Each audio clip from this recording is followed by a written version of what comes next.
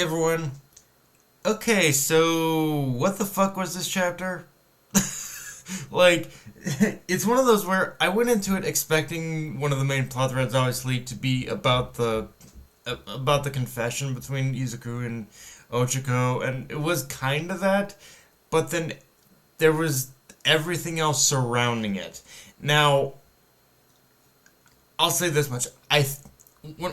I had to read through this chapter multiple times because at first I thought that that kid, that person who was just crawling, who was just like fumbling around, who was just like that kid was just mangled, totally like lost, confused, everything. I thought that was Shigaraki for a second, or a reincarnation or whatever else of All for One. Those were my initial impressions, but I think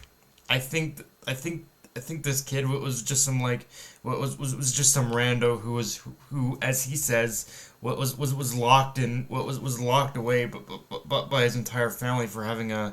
for having just for just having a freak amalgamation quirk as he calls it, and at and after I kind of realized that, I reread through the chapter again,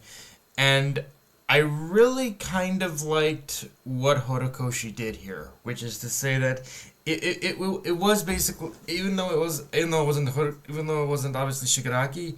it was still very much a parallel to basically Shigaraki in the sense where this kid this kid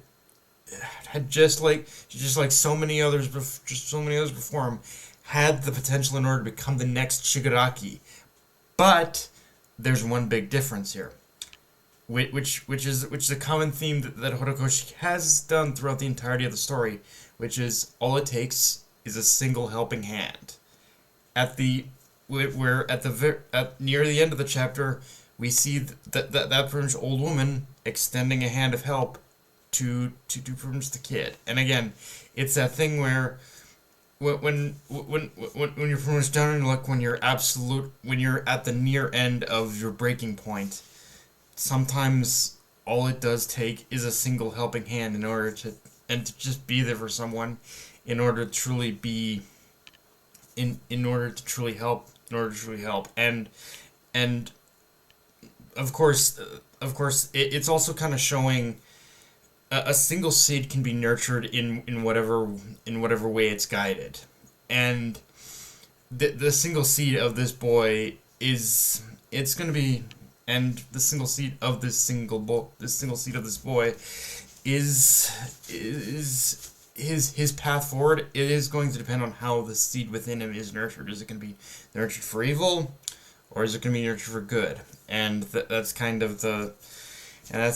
just the question of like, it's kind of just left up to luck and to fate of how this boy turns out. Again, it's gonna be, which is again, I think it is gonna be interesting to see how that all turns out. With that said, yeah, let's talk about the confession itself. Let's talk about the whole confession thing between Izuku and Ochiko, because in a weird way, again, it's one of those things where I guess there was something of a confession, but the it's that weird thing where Japan does, where they like to kind of skirt the line as well, of like, yeah, they did, but it wasn't.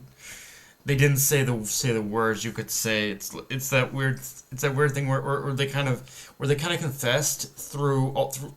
they kind of confessed their feelings through also kind of like I guess you could say just kind of letting out all of their deepest regrets. It's that thing where Ochiko and Izuku confess to each other about their deepest regrets, about not being able to save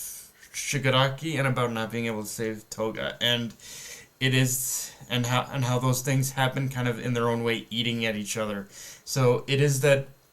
again, it's that I like the angle that Horikoshi did take with this, of just having both of them kind of openly confess to each other of all their regrets of how they failed to save the people they wanted to save, and and it's and just them just breaking down, saying, and just through that they're pretty much the best thing they can be is basically there for each other. It's again, it's kind of that weird thing where Horikoshi kind of skirts the actual confession a bit, but he still kind of has it happen through the confession of their regrets in a way. And I do also like how